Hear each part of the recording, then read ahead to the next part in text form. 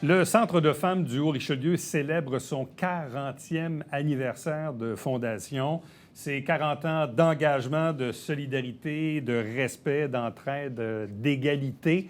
C'est un peu ça aussi qu'est cet organisme. Avec nous pour en parler, la présidente du conseil d'administration, Myriane Bergeron. Bonjour et bienvenue. Merci de me recevoir. Qu'est-ce qu'on sait des débuts de la fondation? Qui a parti ça et pourquoi? En fait, en 1983, c'est vraiment un regroupement de femmes qui se sont associées pour créer un centre de documentation. Donc, le Centre de femmes, tel qu'on le connaît aujourd'hui, est né véritablement en 1999. Dans les années 80, le manque que l'on ressentait était beaucoup plus au niveau de la documentation des ressources. On voulait vraiment créer un endroit où les femmes de la région, de la MRC, de Saint-Jean-sur-Richelieu pouvaient retrouver des informations pertinentes, soit sur le féminisme, soit aussi sur l'entraide entre femmes et ou l'autonomie financière dans cette époque-là. Mais il faut aussi se ramener dans le temps. Bon, moi, j'ai 52 ans, je suis né en 71. Évidemment, dans les années 70, on voyait le mouvement féministe prendre de l'ampleur. On nous rappelait que les femmes ont obtenu le droit de vote, ça faisait pas si quelques décennies, oui, mais bon, dans l'histoire de l'humanité, c'est pas loin, mais ça reste quand même que il n'y avait pas beaucoup de femmes en politique. Il y en avait quelques-unes, mais il n'y en avait pas beaucoup. Donc, même déjà dans les années 70-80, la situation de la femme n'est pas celle qu'on connaît aujourd'hui. Donc, les besoins de l'époque n'étaient pas les mêmes. Pas du tout. On parle même, en fait, de l'entrée en force des femmes sur le marché du travail. Donc, là, on se battait vraiment pas pour les mêmes questions. On parlait justement des garderies, l'accès à la garderie.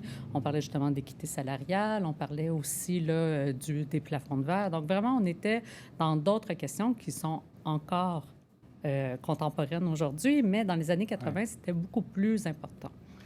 Ce qu'on essayait d'offrir vraiment là, à ce moment-là, c'était des ressources pour être capable là, de diriger les demandes quand on parlait aussi là, face à la violence, face aussi à l'autonomie financière. Comme je disais tantôt, les femmes ont commencé à entendre beaucoup plus parler de divorce.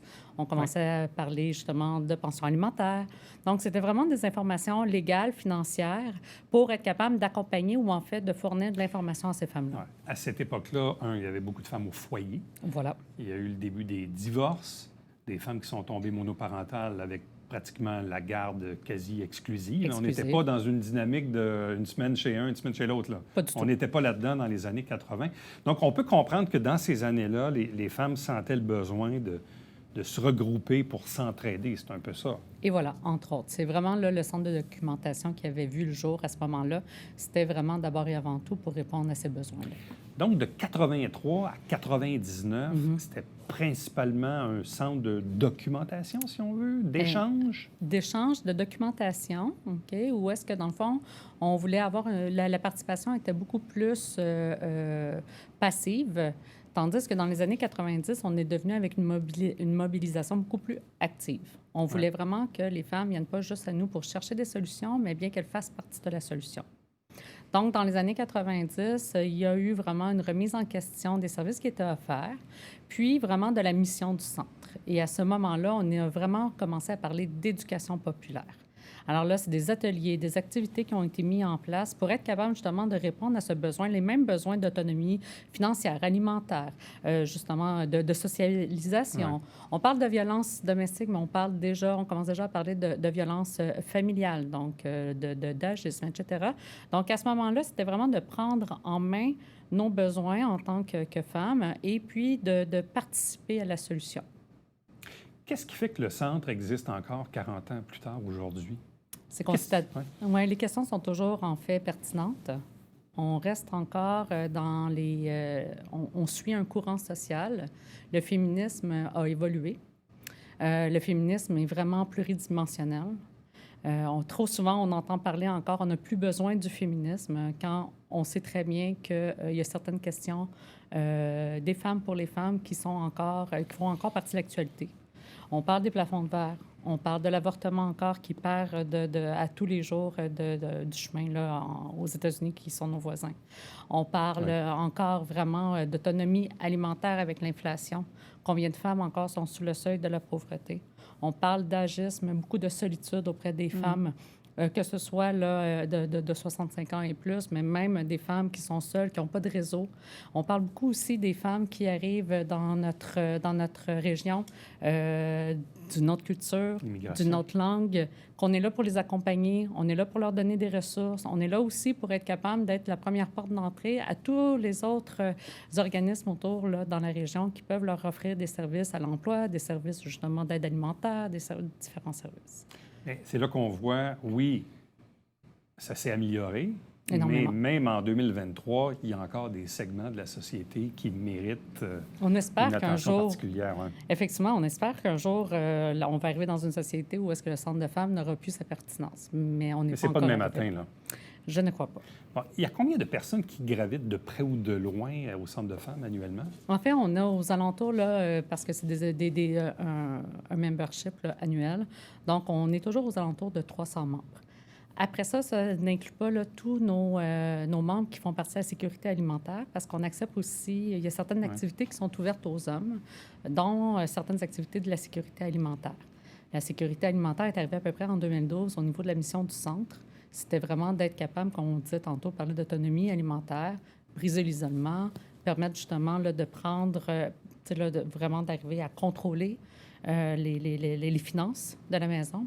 Donc, on parle souvent de cuisine collective, de jardin, on parle aussi de glanage, on parle aussi de frigo communautaire qu'on offre à nos membres. Donc, la sécurité alimentaire est venue s'ajouter à nos services. Là.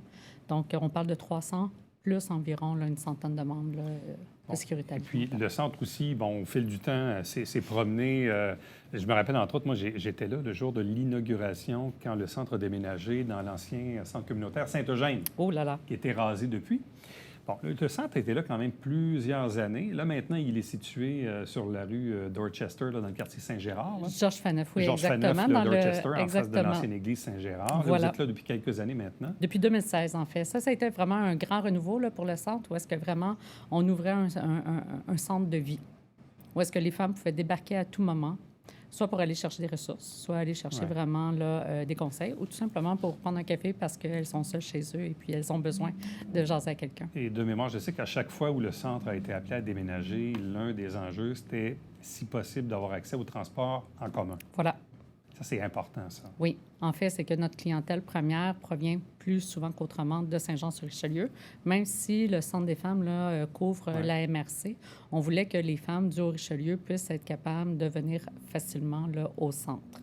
Après ça, on a différentes cliniques qui s'offrent, que ce soit à Saint-Grégoire, à Saint-Alexandre. On a vraiment là, plusieurs activités qui se font en région pour être capable d'offrir certains services également. Parce que c'est ça, au fil du temps, le centre aussi, comme vous le dites, s'est mis à desservir un peu mieux, disons, la MRC du Haut-Richelieu. Oui. Évidemment, il y a moins de population par endroit, ça exige des déplacements, mais le centre est maintenant présent aussi auprès de cette clientèle-là. Oui, on essaie vraiment de diversifier notre offre de services. Donc, on a souvent des cafés-rencontres, des ateliers, différentes conférences qui sont offertes en région pour justement permettre aux femmes qui n'ont pas les moyens de se déplacer, là, de pouvoir venir nous rencontrer.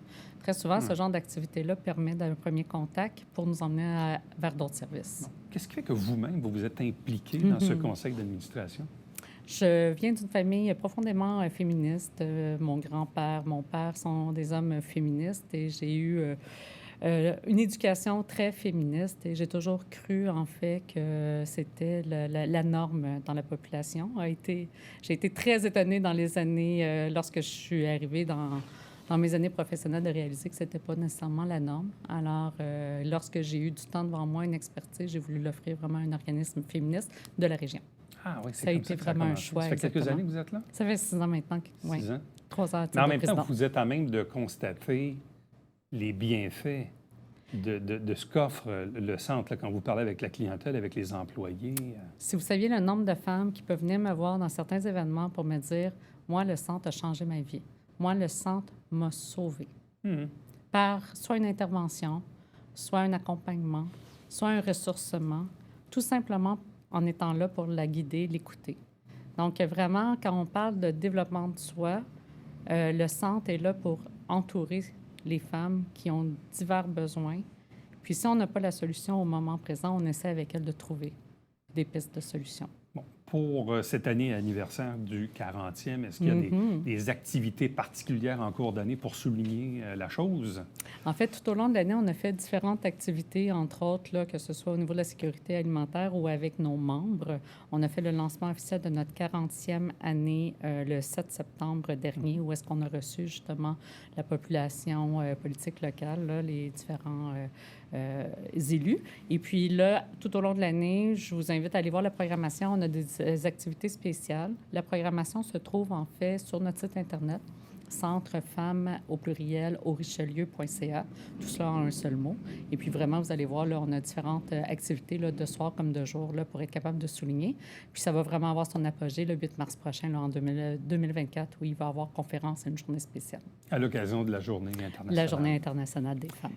C'est quoi l'avenir du centre? Comment vous le voyez dans 5-10 ans? En fait, nous avons une nouvelle directrice générale à partir de cette année. Alors, Esther va très certainement mettre sa teinte là pour les prochaines années.